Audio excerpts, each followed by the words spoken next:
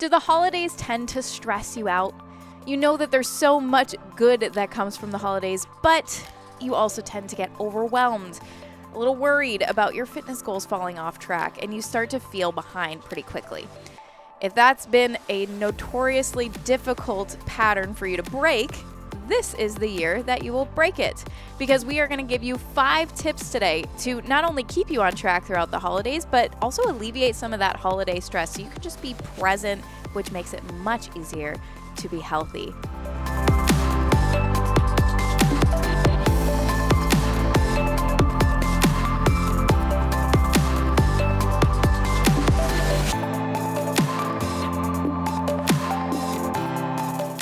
My name is Lindsay Pickowitz. And I'm Brian Pickowitz. We are the head coaches and co-founders of the Fitness Project, where we focus on building fit and healthy leaders. And today, we're going to lead you through a very special holiday podcast and conversation so you can stay healthy and, more importantly, be fit through the season, ending the year strong and feeling great as you go into 2025 and beyond. So, Lindsay, I got to ask, what is your favorite holiday tradition? What's your favorite part of either Thanksgiving or Christmas, even New Year's? What are some of your favorite things? Well, I didn't know you were going to ask me that question. I've come to love New Year's Eve specifically. We have decided that is our holiday that we coin as the Pickowitz family. We hosted a holiday party last year that was for New Year's Eve, and then we're doing the same this year with the 007 theme. But what I love about New Year's Eve specifically, about that holiday, is it's just such a feeling of finality along with a feeling of celebration of what's next. It's being able to close out a year strong and start a fresh new one with people you love around you, especially if you do pull in others for that holiday specifically. I do love Thanksgiving and Christmas, but I think I'm adopting a new tradition, a new favorite of us hosting the New Year's Eve party. I love that. Yeah, it's been interesting with New Year's Eve because we grew up in New Hampshire, we lived in Los Angeles, and then we lived in Dallas for 5 years. So we've been all over the place. And even for that timeline, we always came home for Christmas. And we would always extend the trip a little bit longer to right after New Year's or before New Year's. Made it really hard to celebrate. So we celebrated one year because it was COVID. Like, that was the weirdest New Year's, right? The actual 2020 going into 2021. Yeah. Because nothing was happening. And I also got COVID. Yeah, no bueno. That happened, and then the following year, the following year, we were in Gettysburg, right? That was the same year. That was the next year. It was the next year. Okay. Next year, we were in Gettysburg. We were driving through. We decided to leave the 30th or whatever. Oh, so, yeah. Yes. So, yeah, this New Year's celebration is great. I would say my favorite is Christmas. Christmas morning. When I was a kid, was always really special. We'd have a great Christmas morning. Not just gifts, but just time with family. So I've always really cherished that. So it's important. It's always been something important for me to be home with family around that time. It's always been a staple for us. Oh, yeah. So you've been starting to do something different on Christmas morning, though. You started building your own tradition, our own tradition. Yeah, we have fire. We have a Christmas fire. And what do we watch? And we watch It's a Wonderful Life. Yeah. So first thing in the morning. Yep, It's a Wonderful Life on nice. Christmas morning. Just a reminder to be grateful, which is a really good point for us to intersect on. We talk about how do you stay healthy and make this year wonderful so that you don't fall off track and you don't get in this mindset of feeling like you are failing during the holiday season. So the first piece of feedback, the first coaching point is, if you want this year to be successful, you have to first define what success looks like. You have to create a definition or a target for yourself to navigate towards in the holiday season. Most people never set an intention. They never define success for this time of year, and they just live in stress and chaos, which means that they're either overeating, they're not exercising, they're just hoping to survive, and they're not really savoring the gift that is the holiday season. To counter that, if you define what a successful holiday season looks like and feels like, and how you show up, how you take care of yourself, the things that you really cherish and want to create, you're going to have a more enjoyable experience, and you're going to take care of yourself, setting you up for a wonderful new year. So I think that that's the first thing. What would you add to defining success? Yeah, we talked to our clients about this today in a team call. The most important thing we do before we enter an intense season is define who we want to be inside of that season. If you can ask yourself, not just how do I get through this, or what do I want for everyone else, or I want to survive, right? Answering with a default. If you really take the extra moment to say, what does my version of success look like this year from now until New Year's, which at the time of recording this, it's 6 weeks out. Well, then you're going to be much more likely to actually set up a plan that helps you reach that level of success versus, again, the alternative where you don't set an intention. You kind of just default to, I just got to decorate my house. I got to get through it. I got to make sure everybody's taken care of. I got to make sure I get my holiday gifts. You can even just feel the chaos and rushing behind that quote unquote intention, right? So if you just define success, you're already one step closer to actually being able to stay on track and be healthy without having to add more stress to your life. Just define success first. And here's the key. It's not about creating a definition of success that is unachievable or unrealistic for your current life. If you are a parent who has 2 or 3 kids, that this is the time of the year where they're in the play and they're playing sports, and you also have the family event and you have to take care of the business, success might look like less than what you would ideally commit to, right? And obviously we're talking success in your health. So it might not be doing everything perfectly, and that's okay. But you have to know where you are and what is something you can achieve or focus on. Yeah. The best piece of advice I give to every one of our clients is you will see greater progress by focusing on less than trying to do more. And what I mean by that is oftentimes it's not what we know we need to do that screws us up. It's the things that we default to that leads us down the path of not making progress. The food that we know we don't really want to eat, but we end up eating late at night because we're bored or we're anxious or we've had a stressful day. The extra glass of wine or the extra bottle of wine that we drink because we just want to numb out the stress that we're under. Those patterns of overdoing the non-essential is actually what leads us to being in poor health. Whereas if we can just remove them, right, and say, hey, I'm going to get rid of some of these poor behaviors and some of these bad habits, I might not even have to add anything that's extremely strenuous. I might just have to remove the defaults that keep me held back. So when you think of defining success for the season, it might just be removing versus feeling like you have to increase, right? So that amount of time you have, you might not have the perfect amount of time to do everything. It might just be saying, hey, I'm going to reduce this versus feeling like I'm going to go and work out 7 days a week and track my macros and be perfect. It's like, okay, maybe I just do less of the things that make me feel like garbage, and that might be enough. Yeah, and that's going to be a theme because the second tip that we're going to give you is where to place your focus. We're going to get a little bit more tactical with the next couple, 2 to 3 tips that we give you. Because the challenge with the holidays is that it's not only do you have your normal things that you have to do, right? You have to show up for work. You have to make sure your children are taken care of in the business or what have you.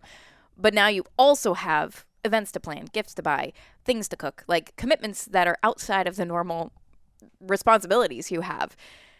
So the things that you're already trying to maintain, let's say your physical fitness, your nutrition, new habits you're trying to build, you're already trying to build new things, and then you have this whole new slew of responsibilities added on top. So then it can be very overwhelming very fast. That said, what we have to do is clarify what are the most important things to focus on, give your attention to, that will have a high ROI. And that first thing to focus on is your training, your workouts specifically. Why is it important to focus on your workouts, Bri? One of the things that we talk about so often is the value of a keystone habit. And a keystone habit is the one habit that positively influences the other. It can be small, or it can be something that you just routinely do throughout the week. Fitness, specifically training, is a powerful keystone habit that influences the other behaviors. So when you work out, you tend to eat differently. You tend to drink more water. You sleep better at night because your body has been pushed, right? In the holiday season, we want to make sure that we consistently are training because it keeps us in the lane of health. When you're in that lane of health where you're intentionally focused on getting healthy and taking care of yourself, you are going to make better decisions throughout the rest of your day. But then once the holiday dies down and you're back to your normal routine and there's not so many sweets and cookies and events, the diet is just going to fall back in place. So if you're already training, you're in the rhythm. You're staying consistent. You're taking care of yourself. Yeah, the nutrition isn't as perfect as you want it to be, and maybe you're not losing weight as fast, but that's okay because as soon as you hit January, those things disappear for about 3 months, which means that you get a really great time focus to get back in rhythm. But if you have to get back in rhythm with your nutrition and training, it's far more difficult. So if you keep training, when the diet goes back into place, hey, I'm just a simple transition back into normal versus feeling like, oh my gosh, I'm starting from zero. I have to build everything again. That's a bad strategy. Yes, and if you are going to keep training, an important thing that you do right now is figure out what does your brain say you should do regarding your workouts throughout the next 4 to 6 weeks, throughout the holidays, if you will. If your brain defaults to like, I just got to keep working out, that is too vague. We need to get much more specific because specificity leads to consistency, leads to behaviors that actually allow you to show up for yourself. So if you want to keep your workouts in place and you're going to take that suggestion from us, well then specifically, what is your minimum that will allow you to still be proud of yourself? Maybe for you at this point in your journey, it's just making sure that you continue to walk every day. You just get outside for 10 minutes. You move your body intentionally for 10 minutes a day. That might be a really big win to maintain that for the whole holiday season. But it also might be getting at least, again, minimum, 2 workouts or 3 workouts. Define, again, the minimum is what you will allow yourself to do and still quantify as a success. So define your minimum for your workouts throughout the holiday season, and then know that you can always have weeks where you have an open schedule, you can do more, but you don't want to default to as much as you can because then you're setting yourself up for failure. Because if you aren't perfect and you don't work out 5 days a week, well then you're off track and why even try? Like you can see how that would spiral out really quickly. Whereas if you define your minimum of, okay, if I get at least 2 workouts a week, Tuesday, Thursday, or whatever, I'll allow myself to say like, hey, I'm proud of me. I'm proud of me for keeping that up over the course of the holidays where I'd normally throw it away. So define your minimum if you're going to keep working out and take that tip. What is number 3? Number 3 is remember to eat healthy, whole food-based meals versus snacking. When there's a lot of cookies around, when there's a lot of sweets, we start picking. And we start snacking, and we start to have little bites and graze, and we never feel full. Yep. And because we never feel full, when the actual meal comes, we overdo it.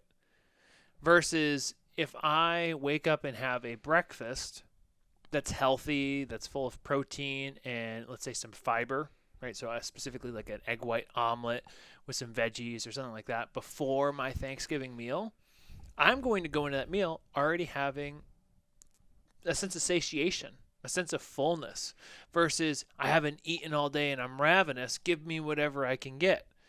That's one pattern that might show up, but it's also the snacks that are just laying around, right? When we have all those snacks in the house, we tend to graze, like Lindsay said, and that makes it easier for us to fall off track. Overeat without actually feeling satisfied. Yeah. And then wonder, how did I gain weight? Well, you overate on foods that were not filling, not satisfying. And then when you end up feeling worse, not just emotionally, right? Because you feel bad because you're like, oh my gosh.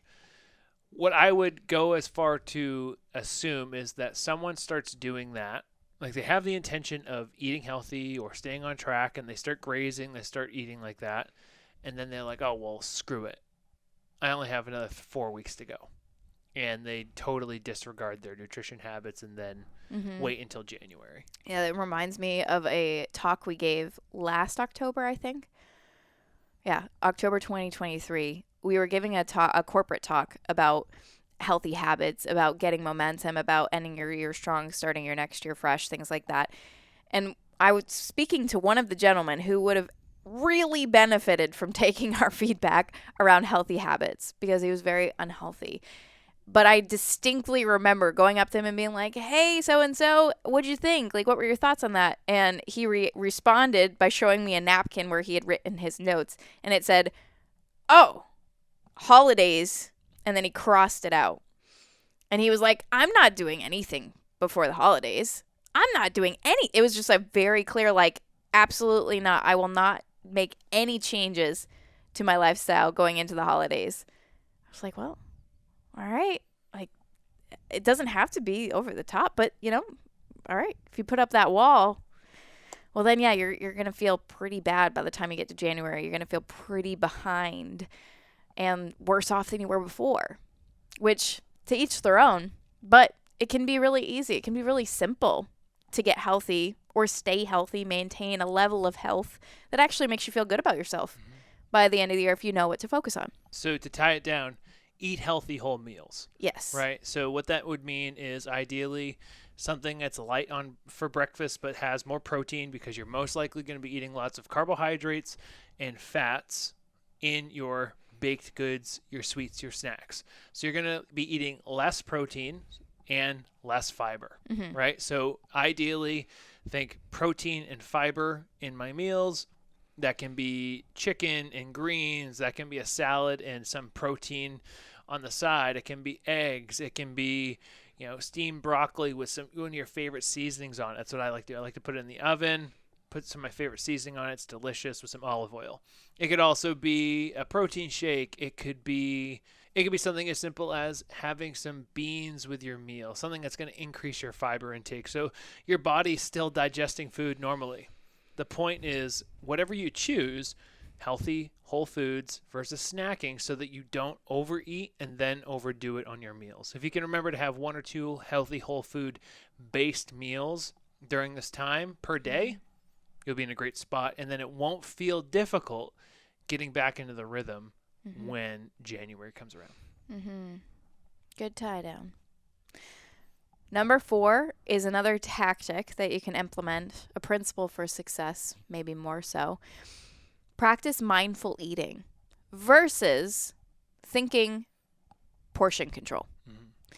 Whenever we talk to clients, well, whether or not they're clients, whenever we talk to people about their eating habits, they tend to say, well, I'm just focused on my portions. I'm focused on my portions. I'm focused on portion control.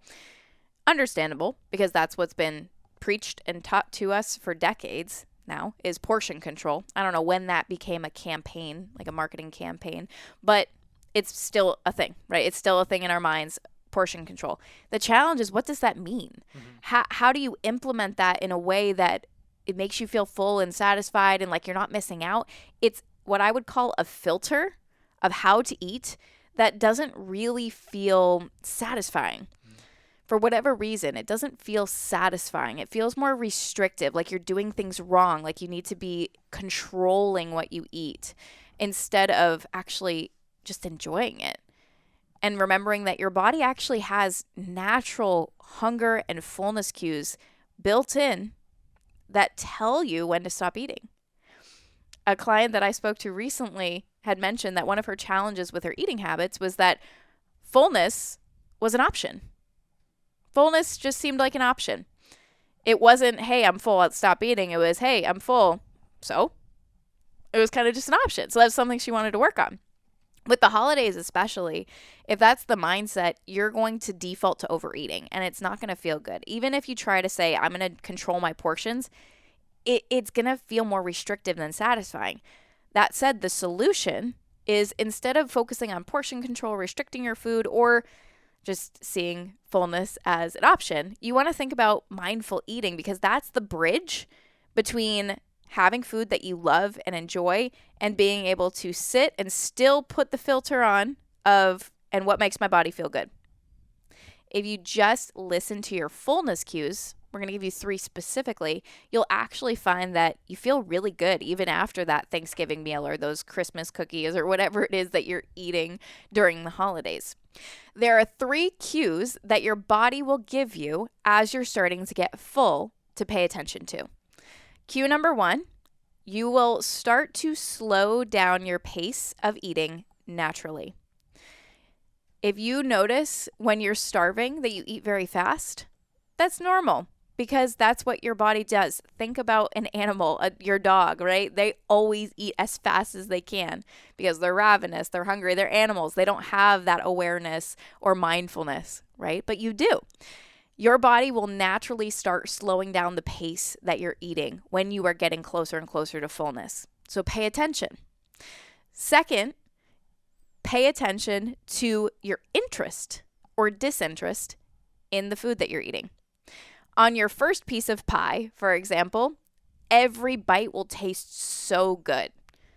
But if you slow it down a little bit, you'll notice that it doesn't taste as good as you get to the end, especially if you're mindful. If you have a second piece, it's not going to seem as interesting to you. Might sound silly, especially if you've never thought this way or through the lens of what cues is my body trying to give me to slow me down or tell me I'm full. But those 2 cues specifically will help you start to be aware of when you're getting full before you're so full you feel like your pants are going to burst. The third fullness cue to pay attention to is the feeling of fullness in your stomach, almost like it's a cup being filled up with water. It's not that you should feel it expanding or feel overstuffed, but you'll start to notice a lack of emptiness. When you're starving and you're eating food, it almost feels like you just have this big empty barrel in your stomach. As you're eating and getting closer to fullness, that volume is going to feel like it's filling up, especially if you're paying attention to how that food sits in your body. Again, if you've never thought about these fullness cues, you've probably missed them because in order to feel them, you have to pay attention and you have to know what you're looking for. So if you want to really eat well and stay on track throughout the holidays, even if you're not tracking your food or tracking your calories, there's no specific measurable way of staying on track. If you just listen to your body's fullness cues, you'll maintain your weight, if not lose a little bit, because it actually happens a little quicker than you'd expect. You start to lose interest in your food. You start to slow down. And once you become aware of those cues, it becomes much easier to just eat until your body feels good. Yeah, mindful eating is going to allow you to listen to your body and enjoy the process of eating as compared to portion control, which is very rigid and focused. Much less enjoyable. I need to control my portion, which is I need to have self-control. And it's not setting you up to have a default pattern of I just eat healthy. Right. It's like portion control. So true. I am not actually healthy. I don't trust myself with food. So I need to control. So I need to create these boundaries and rules to have control. It lasts for a little bit, but doesn't last long. And the thing with mindful eating is practicing mindful eating is really learning to savor what's in front of you. It's learning to savor your food.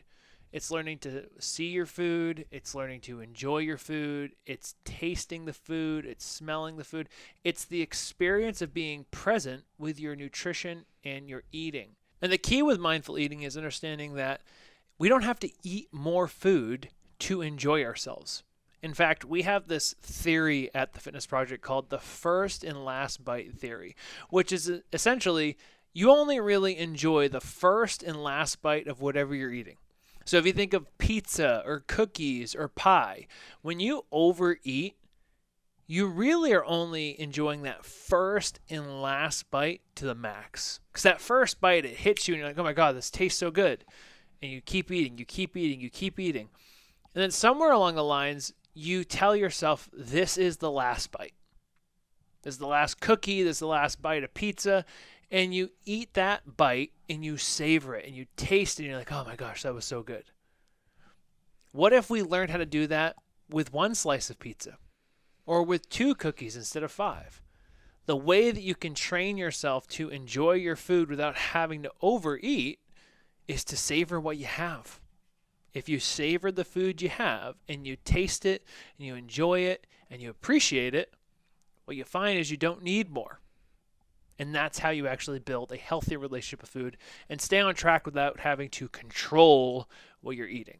What we talked about at the beginning of this episode was the holiday stress, the intensity around the holidays. There's, as one of my clients said in her check-in this week, there's good and bad stress of the holidays, of course, because we love being around family, but it's also so much input, so much engagement, so many more tasks to do. So there's good and bad. But if we want to alleviate that holiday stress so that you really are just so overjoyed with the experiences you have and you're able to have, well, the most important thing is that tip number 5, you can be present. And there's one thing to focus your attention on if you want to be present. That is gratitude. Be grateful for every interaction, even the annoying ones. Be grateful for the people you have in your life. Be grateful that you have food on the table. Seek out gratitude. Mm-hmm. It might not just hit you. It might be the hardest thing for you to slow down and, as we say, be present. Maybe that's something you've been struggling with for years because you're always moving so fast. You're always thinking about the next thing. You're always rushing. Be present. Slow down. And use the prompt of what am I truly grateful for today, in this moment, right now. Anytime that you feel your mind starting to drift or think about, do they like the food I cooked? Or, oh, well, that person over there doesn't seem like they're having a good time. Or, I should go do this. Anytime you drift away from the present moment, what am I grateful for right now? And that's going to help you be a better version of yourself for everyone else, for one, but it will also help you get so much more out of the holidays. And as a byproduct, like we were talking about earlier, you'll probably make healthier choices, right? I think it's so key because ultimately our decisions are shaped by our state. And so if you're in a state of gratitude and you're appreciating the food and you're appreciating the people and you're actually in the present moment, you're going to have the opportunity to make better decisions than if you're unconsciously frustrated or stressed or overwhelmed or bitter and resentful. Those are all opportunities in this season of life. You can look at what isn't, or you can look at what is, and you can even look at what is and be very frustrated that it's not what you want. So being able to be present and stay grateful, whether that's the fact that you do have this moment, whether that's the fact that you do have food, you do have loved ones, you do have the experiences with those who aren't here anymore, right? The holiday season can also bring up a sense of nostalgia or sadness because there's certain people who aren't with us anymore. There's certain opportunities that aren't there. It's like, well, I can be grateful that those things did happen versus feeling like, oh, I wish that it was different now. I wish I could go back. So being able to recognize that, it changes our state and therefore it changes our decisions. And so one of the things I would remember or remind you of when you think of this season of life is that when we're in a grateful state, we're actually living in this moment.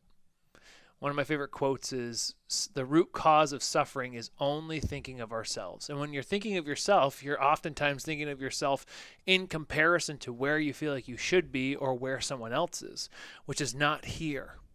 It's not in this moment. And so if you struggle with being present in the holidays and that leads you to overeat or feel anxious or feel like things aren't the way that they should be, my challenge to you is come back.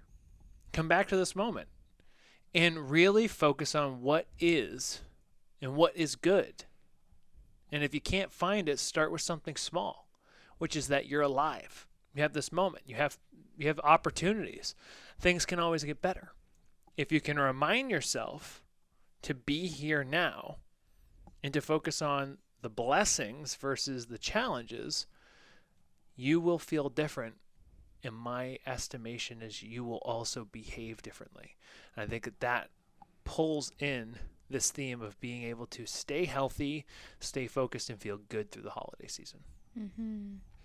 In summary, 5 tips to alleviate holiday stress and stay on track with your health and fitness goals. Number one, define what success looks like before we get too far into the holiday season. 2, keep training.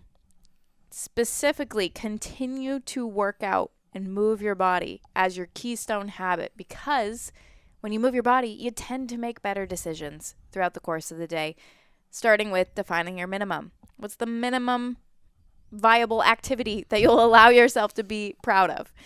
Let that be your guide. And if you do more, fantastic, but lean on the minimum for the holidays. 3rd, focus on meals over snacks.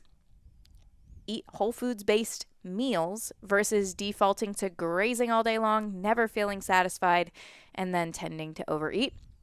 Number 4, practice mindful eating as your new filter to make sure your body feels good and that you're eating to fullness, versus the alternative approach, which is more restriction, portion control, trying to keep yourself in line. Focus on just enjoying your food and trusting that your body's actually going to tell you when it's all set.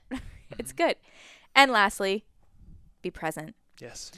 Ask yourself what you're grateful for. Anytime that you feel your mind start to drift and get overwhelmed or stressed out, come back. Come back to the present. Be grateful for what you have. And that will lead you to being much, much healthier and staying on track for this holiday season so you get the most out of it. And by the time you get to January 2025 or whatever year it is that you're listening to this, you will have momentum. Yes, and momentum is the most powerful force that we can ever ask for. So let us know what your big takeaway is. Let us know in the comment section on YouTube. What is your big takeaway? What was helpful about this? And if you're on Apple Podcasts, feel free to screenshot this, post it on your stories, and let us know your big takeaway too. But we hope this is helpful. We hope to hear that you're in a great state as you're going into the next 6 weeks and really enjoying the season of life. But thank you so much for tuning in. And now go out and conquer your day. Cheers. Cheers.